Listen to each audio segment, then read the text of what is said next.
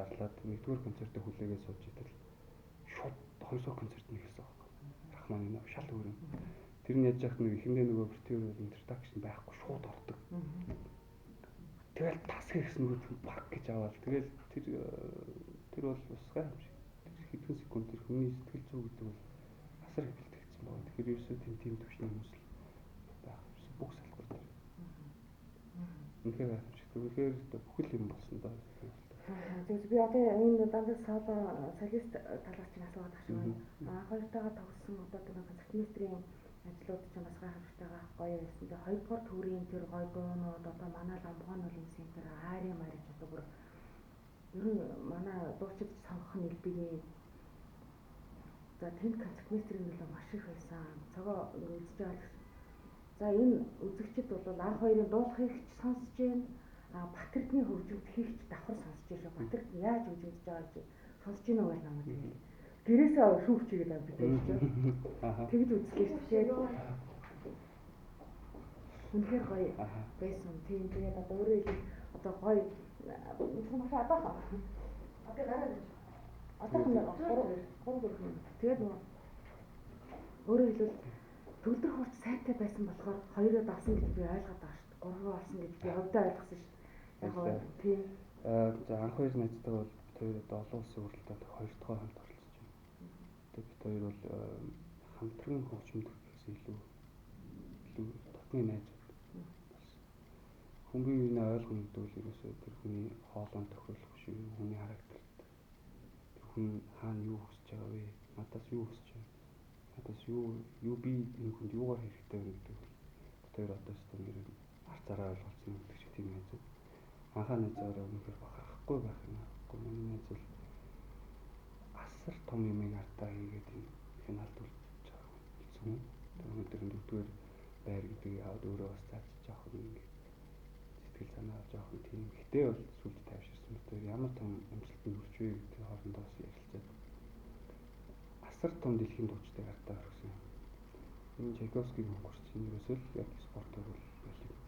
Тэгж яах тэгээд дэлхийн тэр 800 гаруй хамгийн шилдэгүүдээс дөрөвт болж байгаа дөрөвт бол асар том.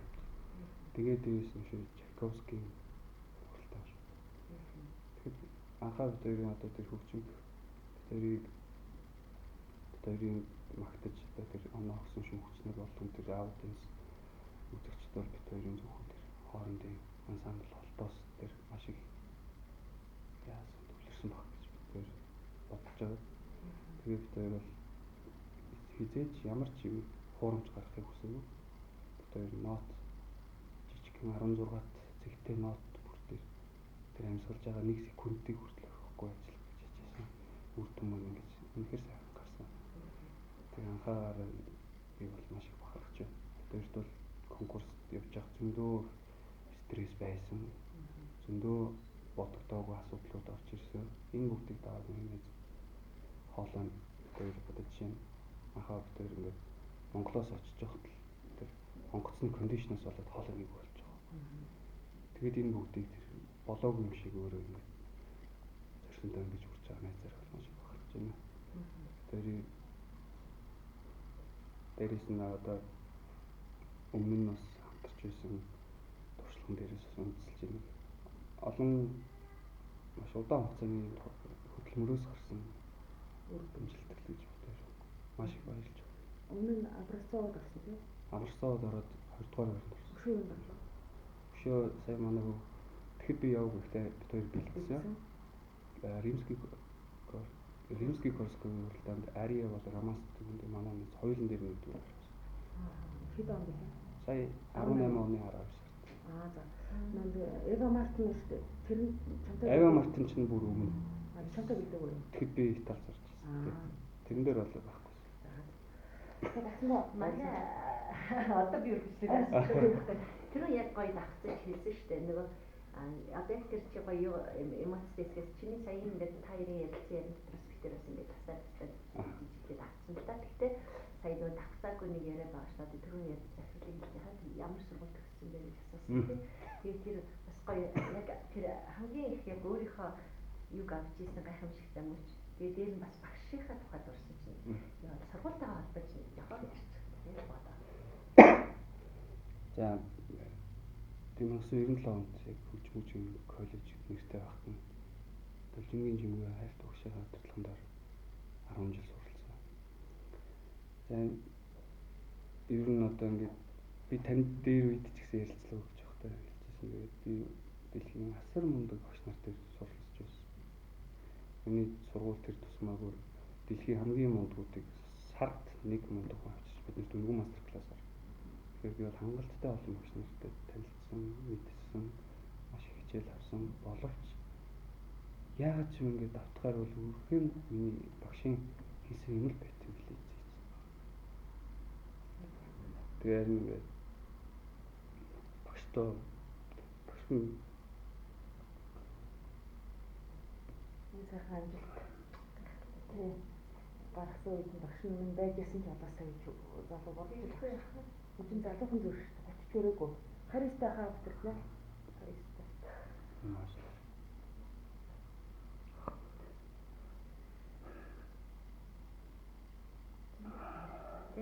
Тэр сар их баярлаж байна.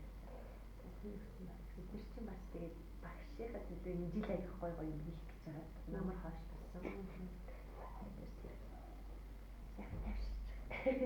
Яа, би тэрийг ч гэсэн бодсон. хамаг ингээд том конкурсанд концертанд ч юм уу ингээд гарах юм ингээд миний багш минь зүүдэн гардаг.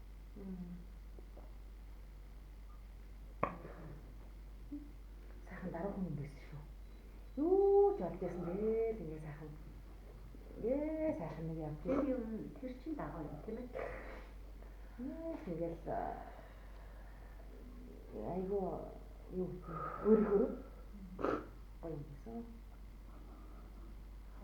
Тэгээд багш маань ингээд үүдээ амжилт хүсэж байгаа юм бол тэгэл гэж бодсон. Додохгүй би багшаа хаан чирнэ. Юу ч юм нэр би ямар ч төвшөнд очисон. Дүүлж миний багшлаа. Хаслаа миний багш арай л эрт яваад өглөө байсан бол шивээр бол баглаа. Багш юм цагаас үгүй.